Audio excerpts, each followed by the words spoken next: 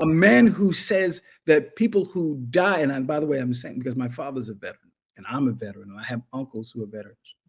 And in the Gurley family, there have been people who put their lives and limbs on the line since the Civil War, beginning with my second great grandfather and your third great grandfather, Simon Belcher, a private in the Union Army in South Carolina. You have a man who's now the commander in chief who says that people who die for something bigger than themselves, that people who make sacrifices are suckers and losers. I was just thinking, wow, what would he say to Jesus? Get out of the way. He'd push him out. He'd put him on the Laid cross his life down. willingly. He didn't do no wrong. It was us, right? Mm-hmm. Is he a sucker and loser for laying his life down so that you and I might have the right and access to the tree of life, that we might experience redemption? So I'm saying these things, the president-elect is on record saying, people like Lance, we'll call him Lance, knows this, is quite familiar with this, but is so enamored with the idea that he would be in the orbit of power, right? That he's somehow willing to ignore this.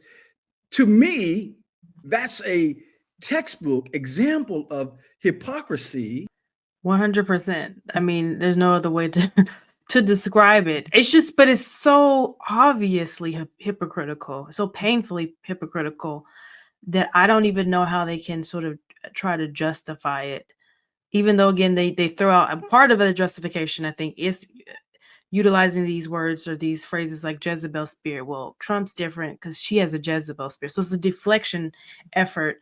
But even if you deflect in that way, it's still like, but he still has all these things. I think for them, they also don't agree and buy the conclusions of the courts about him sexually harassing, that talk that we heard him say on camera, that you can grab him by the pee.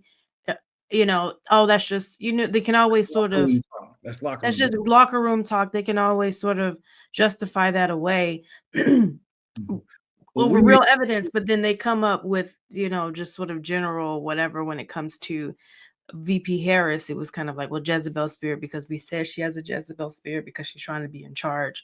And I just don't understand how they can actually come to those. There's a lot of cognitive dissonance going on here for me, and I don't understand how it's possible to do that. I know it, and obviously it's happening, but it's just like, how do you sleep when you know what you're saying is full of crap? Is that a spiritual term, by the way? That's a spiritual terminology, just in the book of Lamentations.